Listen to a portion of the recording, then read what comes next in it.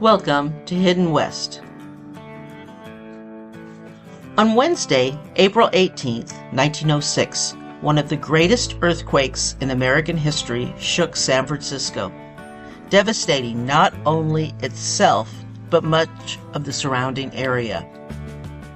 The story of the 1906 San Francisco earthquake and the massive fire that followed has been covered extensively. I'll go over some of the basics about the earthquake and the fires, but there are plenty of resources to give you a much more detailed description of everything that happened. There are links for you to use below if you would like to learn more about that traumatic part of history. Today, I'm talking about the story of a small corner in a San Francisco neighborhood that may not seem very significant, but it turned out to be an extremely important part of that terrible time. Before 1906, San Francisco had experienced large quakes since they started measuring them in 1836. In both 1838 and 1868, a 7.0 earthquake shook the city, and there were other larger ones as well. Of course, smaller ones, too small to even feel, happened daily. The main quake in 1906 was measured at 7.9 and happened at 5:12 a.m. It lasted as long as a minute. Many who experienced it described it like waves on the ocean that went on forever. But it was not the earthquake that caused the most damage. The earthquake triggered fires throughout San Francisco, fueled by collapsing structures and exacerbated by the failure of the water system. For 3 days, flames ravaged the city, and while it has been estimated that 3,000 died, the actual death toll may never be known. The property loss amounted to a staggering $624 million in 1906 dollars. The greatest damage was in the downtown area. Van Ness Avenue served as a fire break, so thankfully the wall of fire stopped there, but consumed most buildings east of Van Ness. That is why there are still Victorian houses and buildings on the west side of Van Ness, but none of the east side. According to the Jack London Collier's Weekly in May 1906, on Wednesday morning at 5:15 came the earthquake. A minute later, the flames were leaping upward. There was no opposing the flames. There was no organization, no communication. All the cunning adjustments of a 20th century city has been smashed by the earthquake, and the great water mains had burst. All the shrewd contrivances and safeguards of man have been thrown out the gear by 30 seconds twitching of the earth crust. Jack London was a special correspondent for the magazine and gave readers a first-hand account of the disaster damages.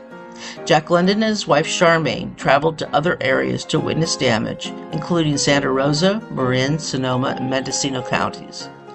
When San Francisco burst into flames in the days following the disastrous 1906 earthquake, much of the city's network of fire hydrants failed. This is why the vast majority of the damage came from fires. Buildings burned for days, and there was nothing that the citizens, including the fire department, could do. Even the army, who was dispatched to help, could do nothing to stop the flames. Miraculously, this hydrant, nicknamed Little Giant, is said to have been the only functioning hydrant and is credited to saving the historic Mission District neighborhood from a certain fiery doom.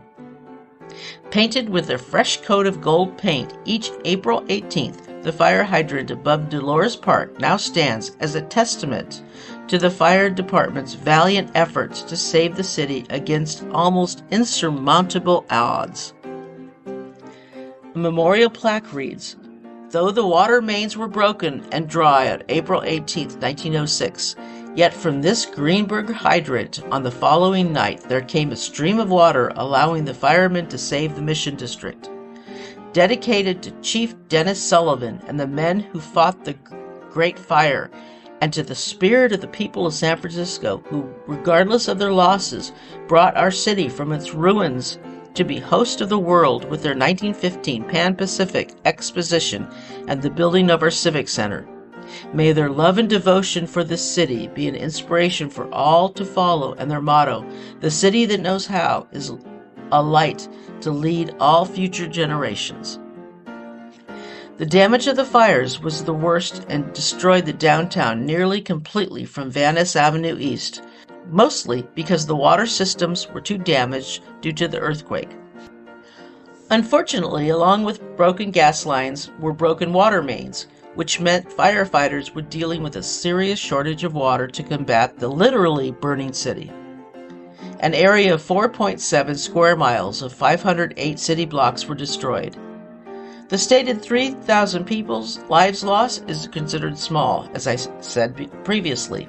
The actual number of loss is probably much higher. San Franciscan Ernest Edwards was on 19th Street assisting firemen when a police officer friend told him about the refugees in Dolores Park getting water from a house on 20th Street at the highest corner of the park. Ernest grabbed a wrench and opened every hydrant on the street he could. He ran up 20th Street, turned on the hydrant, and water started shooting out clear across the street. He ran down the street yelling, letting people know there was water in the hydrant. The fire department brought 3 wagons of hose to assist, and they went as far as those hoses could, 2,200 feet. They applied 2 streams to every building they could and saved all the houses in that area along Valencia, Cap, Dolores, and Guerrero streets. In the middle of the terrible destruction, it was a small win.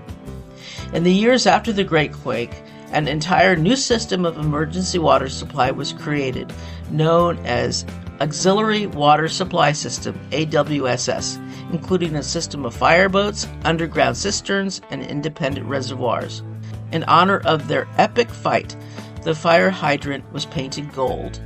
Every year on the anniversary of the earthquake, the hydrant receives a fresh coat of paint from the fire chief and the local residents at 5:12 a.m.